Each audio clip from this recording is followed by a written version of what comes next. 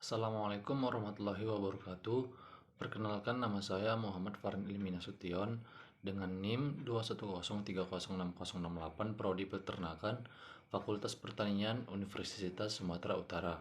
Di sini saya akan menjelaskan tentang praktikum biokimia pada enzim. Yang pertama, jelaskan struktur molekul dari enzim serta berikan contohnya. Yang pertama ada apoenzim. Struktur enzim yang pertama adalah apoenzim. Apoenzim juga disebut atau sebagai apoprotein. Apoenzim merupakan bagian protein dari enzim yang bertindak sebagai melekatnya substrat. Apoenzim juga bersifat termolabil atau peka terhadap suhu tinggi dan berfungsi menentukan kekhususan dari enzim. Apoenzim sangat menentukan fungsi biokatalisator dari enzim. Bagian ini akan rusak pada suhu terlampau panas atau bersifat termolabil. Apoenzim memiliki sisi yang berhubungan langsung dengan substrat, yakni sisi aktif dan sisi allosterik. Sisi aktif pada apoenzim merupakan sisi yang berkaitan dengan substrat atau zat yang akan dijadikan produk. Bagian ini mengikat molekul substrat sehingga terjadilah proses katalis. Sementara sisi allosterik pada apoenzim merupakan sisi yang berkaitan dengan kofaktor.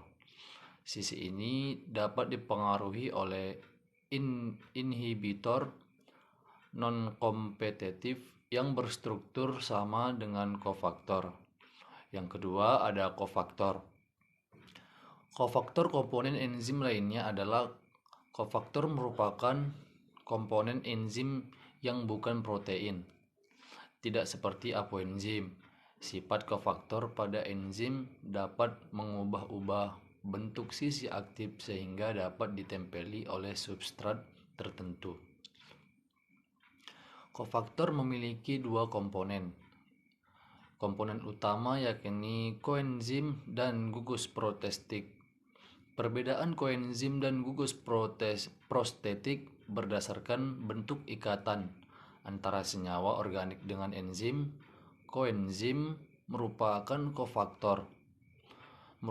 kofaktor senyawa organik yang berikatan secara non-kovalen dengan enzim. Sifat-sifat koenzim antara lain tahan panas, mengandung ribose dan fosfat, larut dalam air, dan bisa bersatu dengan apoenzim untuk membentuk haloenzim. Contoh vitamin Fa, gugus prostetik, merupakan kofaktor senyawa organik yang berikatan secara kovalen dengan enzim. Gugus prostetik dapat berupa senyawa organik tertentu, vitamin, atau ion logam. Gugus prostetik merupakan kofaktor senyawa organik yang berikatan secara kovalen dengan enzim. Contoh Fe+2 atau oksidasi sitokrom, Mn+2 atau arganinase. Yang kedua, jelaskan dua model cara enzim bekerja. Yang pertama, model kunci dan anak kunci.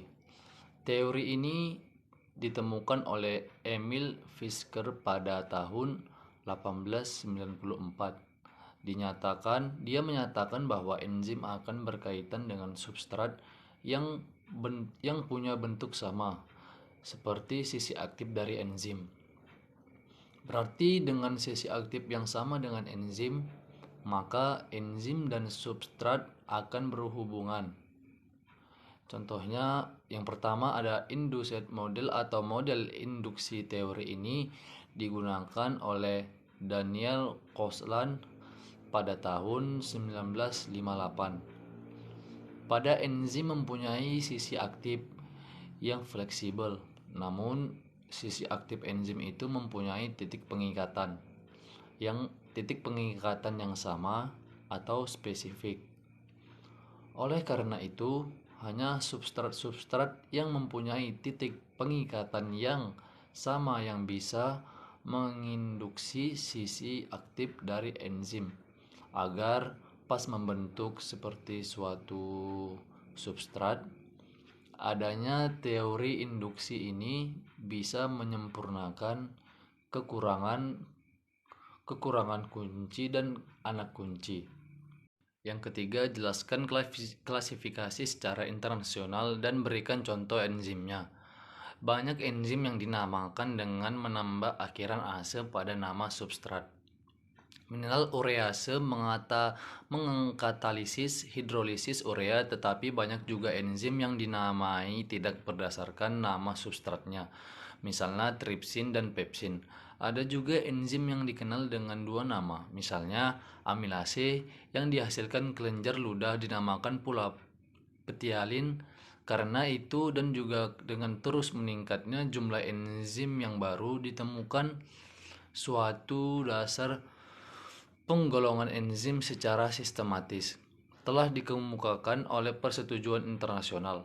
Sistem ini menempatkan semua enzim ke dalam 6 kelas utama, masing-masing dengan subkelas berdasarkan atas jenis reaksi yang dikatalisisnya. Contohnya yang pertama oksidarotase tipe reaksi transfer elektron. Contohnya alkohol dehidrogenase. Yang kedua transferase tipe reaksi transfer gugus fungsinya. Contohnya heksonakinase. Yang ketiga hidrolase tipe reaksi hidrolisis. Contohnya tripsin. 4. Jelaskan sifat-sifat dari enzim. Yang pertama ada enzim sebagai katalisator.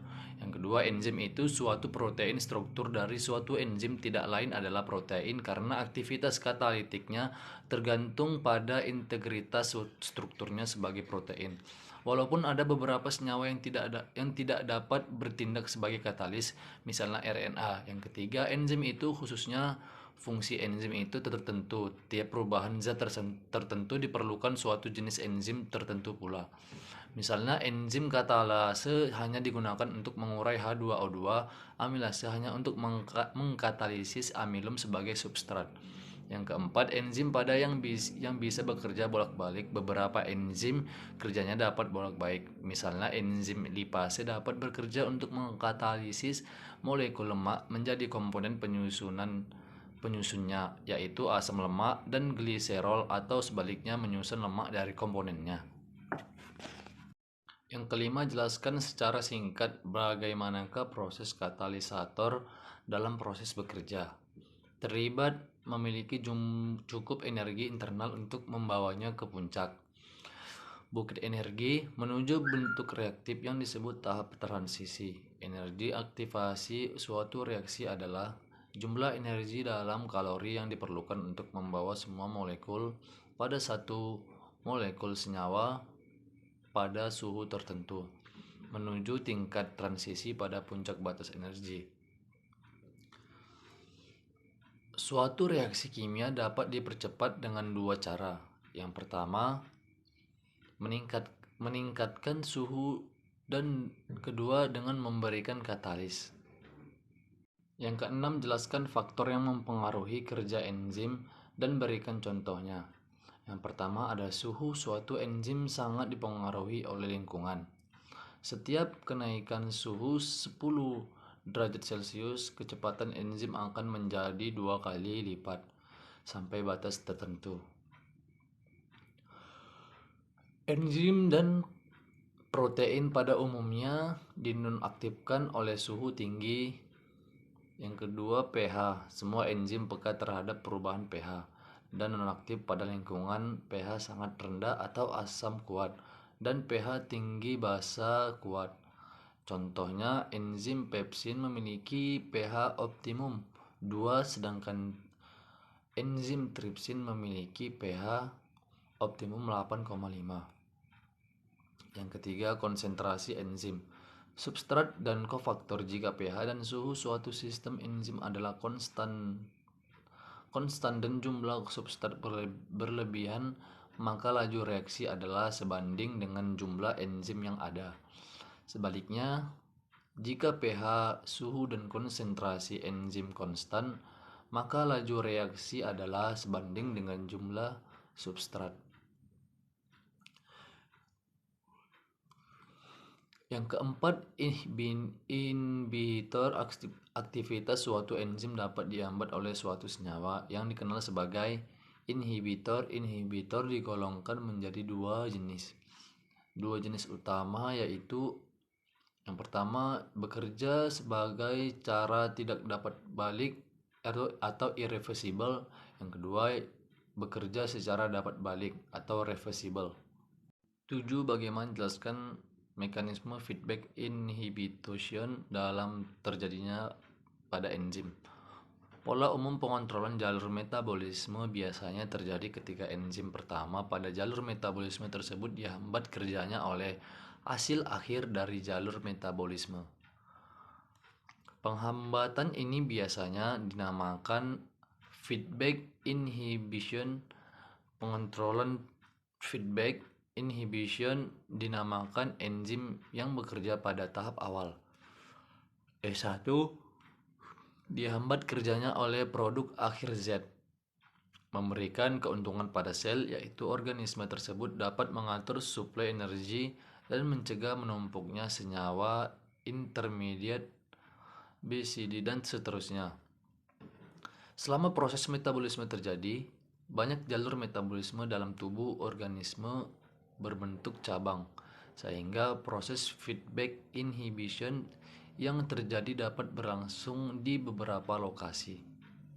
Mekanisme penghambatan ini dinamakan sequential feedback inhibition pada beberapa jenis jalur metabolisme. Produk akhir dapat berikatan dengan enzim bukan pada sisi aktif enzim, tetapi pada titik kontrol lainnya.